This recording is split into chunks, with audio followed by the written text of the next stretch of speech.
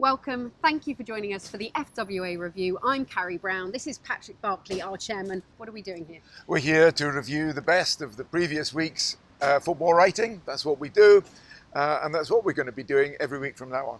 We're also going to be giving you the story behind the story, picking out some of the big headlines, explaining how and why they got there, and looking at some of the big headlines. We're going to be looking at a bit of a review of the weekend.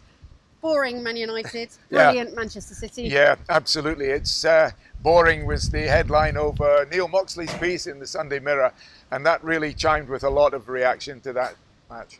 And we'll also be doing some looking at the long form writing, particularly picking out a few of the best articles. We think David Hytner and Chris Kirkland. Great piece in The Guardian, made a big impact. David Hytner interviewed Chris Kirkland about his depression, and it really was the most sensitive piece, I thought, and it's been well received. We'll be looking into that later. We'll also be flagging up some of the big events coming up from the FWA. FWA Live ahead of Manchester City and Manchester United. Oh, sorry, Manchester United and Manchester City. Yeah. Fittingly at Hotel Football as well. Right next to Old Trafford, yeah. Right next to Old but Trafford. Everybody will be welcome. Everyone welcome if they dare cross the divide. And also to the Northern Football Writers Association dinner. That's all to come. Let's first of all look at the back pages, though. That boring headline from Neil Moxley. Yeah. Painful too. Well, I think that, Jose going and parking the bus was hardly a story, hardly unexpected, but it was still a shock because of the big build-up to that game. And of course, what pointed it up was that the same day, Manchester City are scoring 7 goals.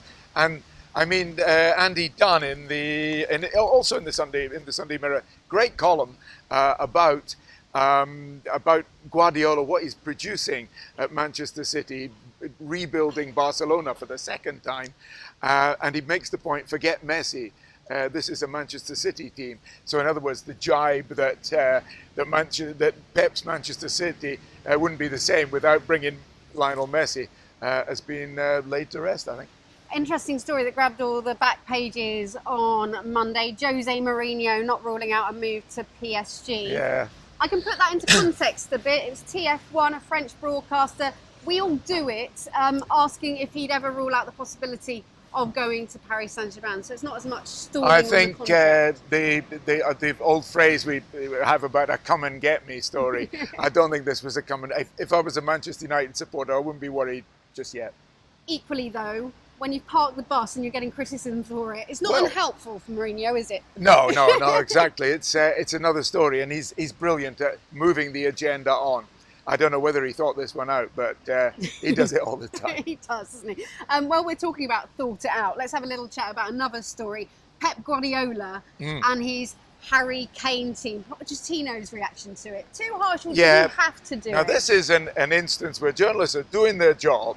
They're playing this table tennis, going to people and saying, he said this and he said that. And of course, they never learn. They fall for it every time. But I don't think this will be a lasting feud. I just think it's good knockabout journalism. That's what it's just as good as the long form pieces. A little bit cheeky, a little bit naughty, but also behind the story. Yes. Do you think Mauricio Pochettino, if Daniel Levy had read that Harry Kane team, if the players in the dressing room had read that, did he have to come out and say it was we can't have them waiting and thinking every time before they... I mean, we'd be the first to complain if manager said, I need to have half an hour to work to speak to the press office before I answer the question. I think when he said he was...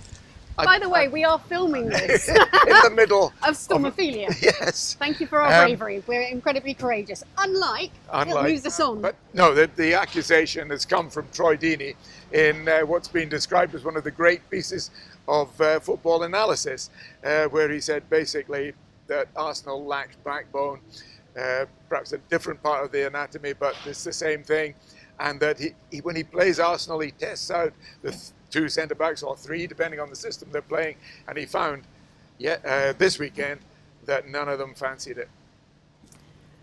Moving forward to long-form journalism, and we mentioned it already, the David Hytner interview with Chris Kirkland. I have to say I spoke to David, he's heading out now to Real Madrid, the Bernabeu, and Tottenham's encounter there.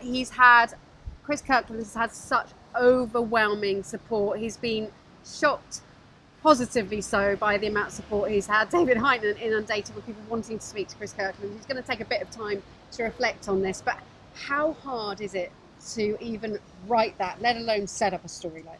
Well, it must be terribly hard. I think it's really to the credit of both sport. I think it's a case really of sportsmen and journalism working together for the general good. Is the sensitive, the guts, the cojones, call it what you will, of players being willing to confess to talk about their experiences with this illness and others, and of journalists to present it in an intelligent, measured way that resonates with all the right instincts of the reader. Jeremy Wilson talking about dementia. It's been a big Telegraph campaign, hasn't it? But a remarkable story that came out this week that 22 years ago, the FA were warned about the links to dementia and football after Danny Blanchflower sadly died of Alzheimer's. Yeah. I mean, that's remarkable. I think it's remarkable. I think it's disturbing as well, because I mean, basically, what scares football to death about the links with dementia is that people in charge of football and fans, it's not something that readers can wash their hands of. They're scared of banning heading. It's as simple as that.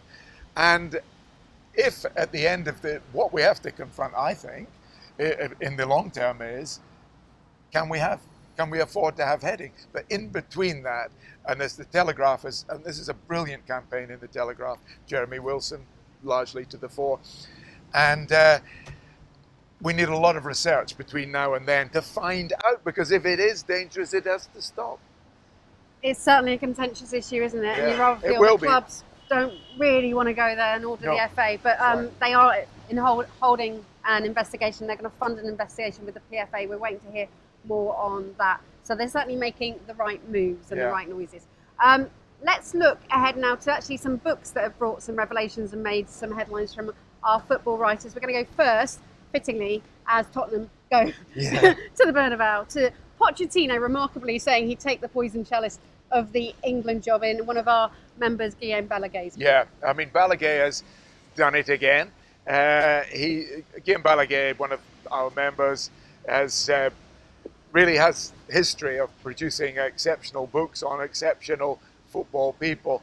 And in this diary of a season with Pochettino, he's very, very astutely and cleverly drawn out items from the news agenda of today.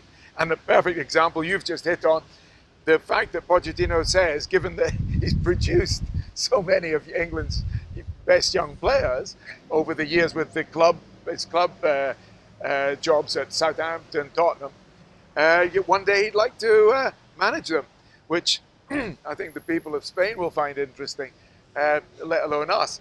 But Argentina. Or Argentina, yes, exactly. But you know, it's a really interesting news angle. They're peppered all over these extracts in the Mail. Harry Kane saying that Pochettino had told him to lose weight.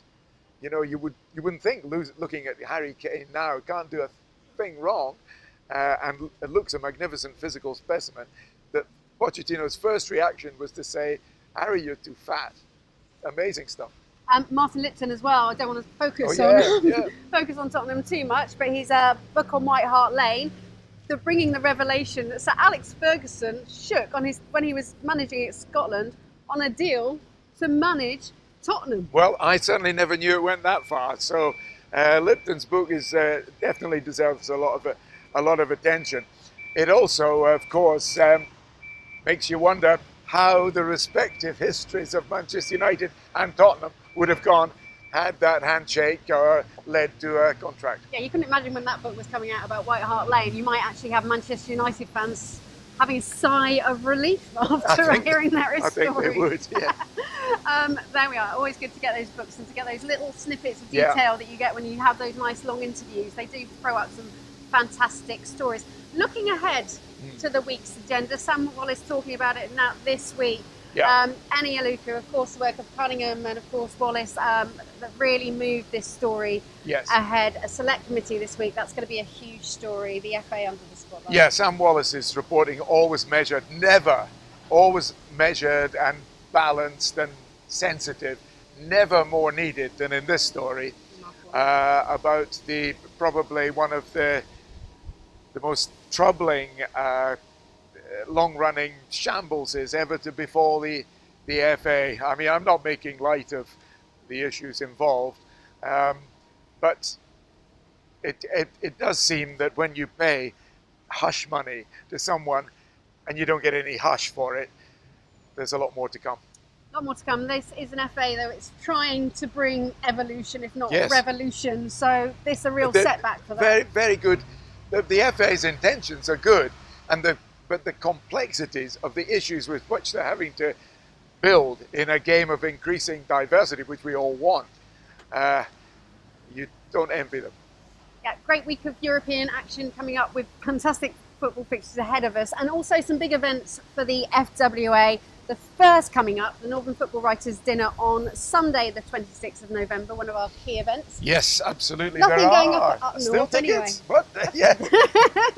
No football going on up there. I'm not a bit jealous in the south. But it's very, very, always well attended by managers who win awards and are presented with them. Yeah, that will be a fantastic event. Oh, I think what good timing that we're wrapping up right now, huh? Because Ophelia seems to think we must be. Away this time. And FWA Live, a fantastic event. Few tickets on there. Setting it up nice. Yeah. It's right ahead of Manchester City, Manchester United. Manchester United, Manchester City, importantly, and I know that because it's at Hotel Football right next to Old Trafford. Fans, do come along. We're going to have some fantastic guests to be confirmed in the coming weeks, I believe. But lots going on. Stay with us. Stay with us. Lots going on at the FWA. Stay tuned. We're going to bring you an update next week too. From us and Storm Ophelia. Bye-bye.